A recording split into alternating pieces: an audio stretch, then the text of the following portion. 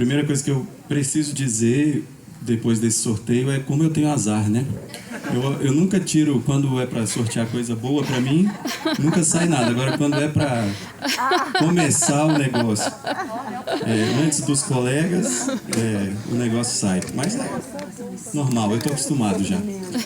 Eu quero começar agradecendo o convite para participar dessa mesa. É uma grande alegria, uma grande honra poder estar aqui hoje ao lado dos colegas, né, de pessoas que eu admiro, como o Severino, o Francisco, a Malu Verde, e claro, né, fazendo nesse momento também uma reverência e uma reflexão, não é, sobre essa pessoa e esse poeta que nós admiramos tanto, que é o Francisco Alvim, e já desejando que ele esteja bem, né, em pronta recuperação.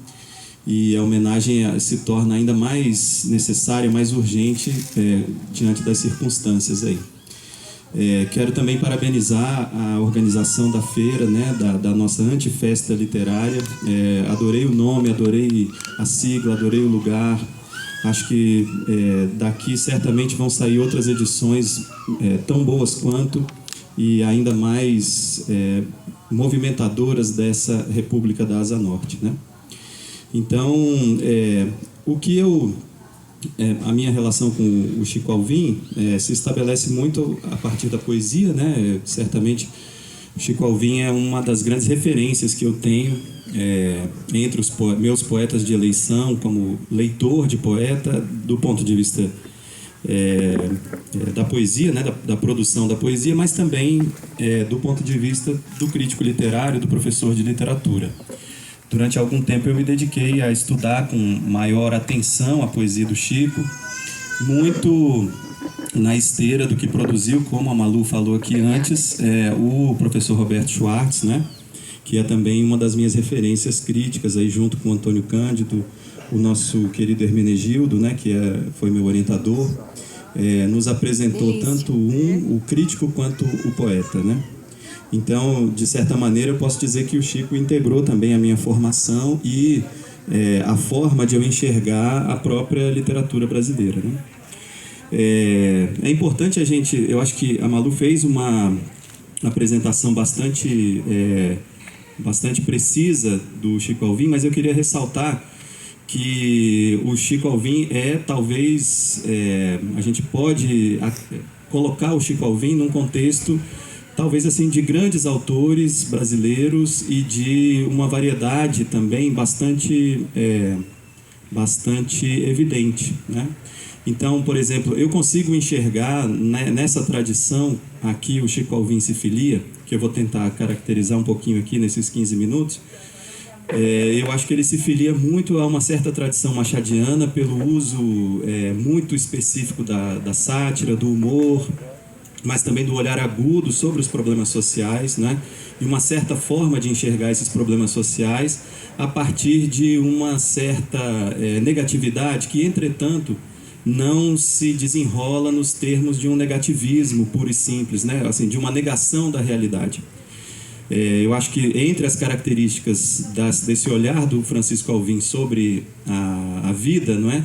Existe essa projetiva que eu diria assim, que envolve uma paixão pela realidade, um interesse pela realidade que não se encontra tão facilmente, né, ou pelo menos assim, tão lucidamente em outras poéticas, né? Então, acho que tem uma poética aí que a gente poderia vincular, por exemplo, ao Machado, né? A gente poderia ligar claramente, como a Malu já citou aqui, aos modernistas, né? Por exemplo, a noção do poema pílula, né? A exploração dessa linguagem do poema pílula e etc. Mas também eu acho que mais recentemente também num certo laconismo, não é? Que é muito comum na poesia dele e que, por exemplo, aproxima o Chico de um Dalton Trevisan, né? Que com os seus contos pílula também, né, com seus microcontos, faz uma espécie de crônica também de uma faixa social que acaba por traduzir a complexidade da vida brasileira. Então eu acho que aí também há uma referência que paira sobre tudo isso, que me parece ser um grande diálogo do Chico, né, na sua formação, na constituição da sua poética, que é o Carlos Drummond de Andrade, que é um dos poetas que eu estudei também. E por aí vai, né? Porque o Chico é uma pessoa de grande cultura, não é, como a Malu disse, é um erudito. E, entretanto, o que ressalta, eu acho, e que eu admiro demais na poesia dele, é que nada na poesia do Chico Alvim parece artifício, né? Me parece que a postura do poeta, né, é sempre essa postura de trabalhar com aquilo que seja essencial, né? Dificilmente vai se encontrar um poema do Chico em que haja alguma coisa sobrando ou alguma coisa que poderia ser apenas efeito poético, né? As coisas na poesia do Chico estão colocadas nos termos da análise da realidade, da interpretação da realidade pela qual o Chico é apaixonado, né? É uma paixão pelo concreto, eu diria. O Zuca Sardan, que é um outro grande poeta, né? Um grande humorista também, um grande sátiro, né? Desses que dialoga com o Chico também, que eu acho que haverá certamente reverberações desse diálogo deles na poesia de um e de outro, né? Ele coloca, apresenta a poesia do Chico Alvim como uma poesia que tem duas faces, né? Como se fosse a pintura do Arlequim dividida em duas faces, uma face da lua negra, né? Ele fala preta, da lua nova, e a outra face que seria a face amarela, que seria, dizendo o Zuca, a face da torcida. Isso está na orelha do Metro Nenhum, que é um dos temas aqui da mesa, né? Que é excelente, né? A orelha própria é já um poema de abertura, digamos assim, né? E eu, nos estudos que eu fiz da poesia do Chico Alvim, eu exploro muito esse diagnóstico, digamos assim, do Zuca e, evidentemente, a ideia do Roberto Schwartz sobre a maneira como a poesia do Chico, em alguma medida, sintetiza, né? É uma espécie de concretização muito forte da totalidade da sociedade brasileira. Mas acho que isso é muito importante porque muitas vezes a gente fica voltado a esses poemas pílula e a essas dimensões que têm a ver, por exemplo, com a fala cotidiana, né, com a escuta da fala e a reprodução dessa fala no poema. E muitas vezes a gente pode ser levado a pensar que não existe trabalho poético nenhum nessa reprodução, né, como se fosse só um copia e cola, né? E, na verdade, existe uma grande angústia, eu acho, né, que se pode perceber, se pode flagrar na concepção mesmo desses poemas que aparentemente são imediatos, ou seja, como se a realidade estivesse aparecendo para a gente de maneira imediata. Mas existe uma angústia com a linguagem muito forte na poesia do Chico Alvim, né, e que está representada, por exemplo, por essa face negra, né, a face negra da lua nova, como diz o Zuca Sardan. Então, isso eu acho que é essencial, né? Porque aí está uma coisa que tem a ver com essa dificuldade de dizer que não é apenas uma virtude dessa poética, mas eu acho que é determinante para a eficácia estética, para a altura estética desse texto. Não é apenas uma característica, mas eu acho que é determinante para que esse texto seja reconhecido como talvez uma das grandes obras da literatura brasileira do século XX, né? Eu acho que essa coisa do engasgo, da fala que não sai, da afasia, né, que o próprio Chico muitas vezes menciona ao falar da sua própria obra, me parece muito interessante. E eu acho que nessa face negra, né, nessa face escura da obra dele, ele busca trabalhar essa luta do poeta por configurar a realidade, para encontrar uma linguagem que seja capaz de configurar a realidade. Isso é uma grande tarefa, uma grande angústia, e que coloca o Chico Alvim numa posição que me agrada muito pessoalmente, que é a desses poetas ou desses autores que desconfiam da literatura, né? Que não tem assim uma fé cega na literatura, portanto não tem nenhum idealismo falso com relação ao que pode a palavra literária, que evidentemente também, como muitas coisas na vida, é limitada. E esses limites aparecem muito nessa face negra. Eu queria ler só a Malu já leu aqui, mas eu acho que uma das melhores formas de homenagear os poetas é ler os textos dele. Eu vou ler, só para que a gente possa ilustrar também esse argumento, um poema que eu atribuo a essa face negra, né? Que é, como eu tenho tentado dizer aqui, caracterizar essa face da luta um pouco contra a literatura para que ela seja a favor da humanidade. Vamos colocar dessa maneira, né? que é Sonoro, que é um poema do Metro Nenhum. Sonoro. Voz que dança na luz que brilha nessa linha branca do horizonte. Que horizonte? Cego? Fora do mar, fora da terra, fora. Na luz cósmico-cosmogônica, escuríssima, dança.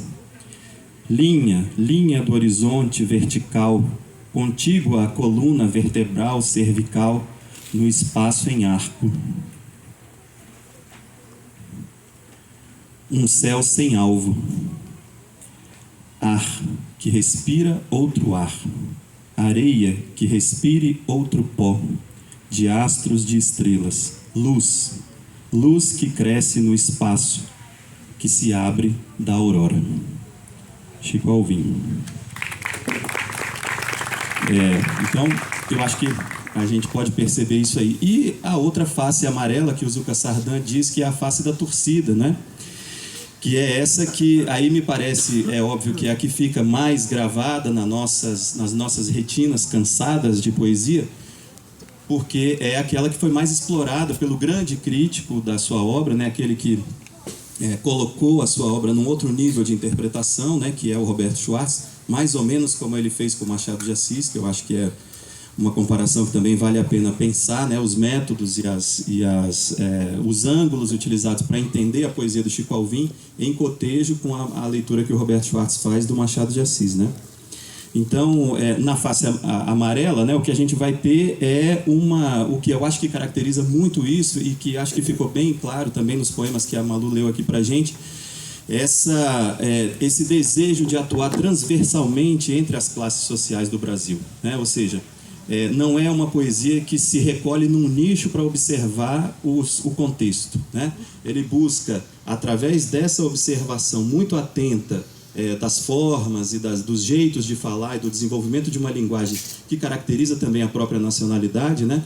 Ele busca atravessar o conjunto da sociedade brasileira, mais ou menos aí como o Machado faz, o que o Schwartz fala, né? Quando o Machado alcança a segunda fase dos romances, ele consegue lá de cima o narrador alto, né?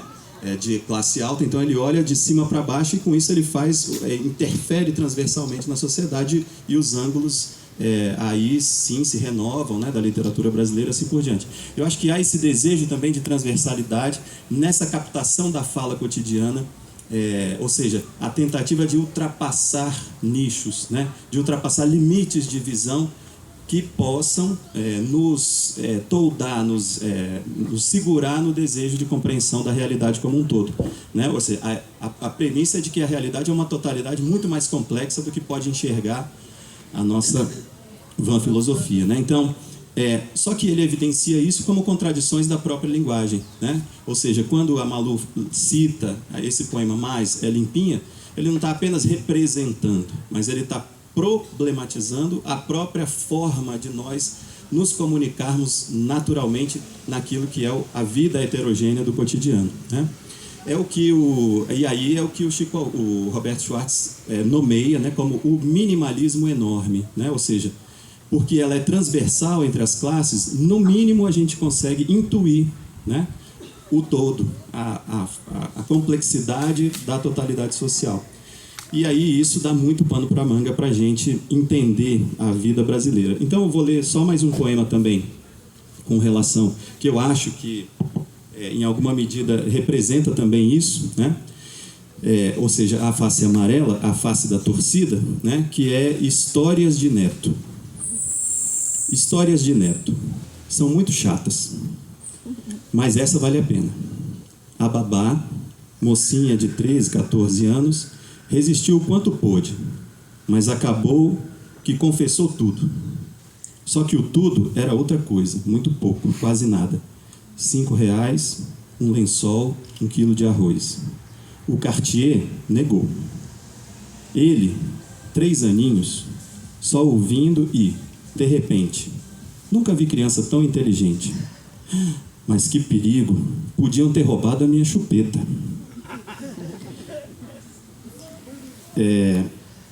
E aí com isso a gente tem uma demonstração, eu acho, com esses 2 poemas pontuais, Disso que me parece ser muito interessante explorar nas releituras, já que a gente falou aqui que o que resta na literatura o que faz da literatura algo relevante é exatamente esse desejo de releitura.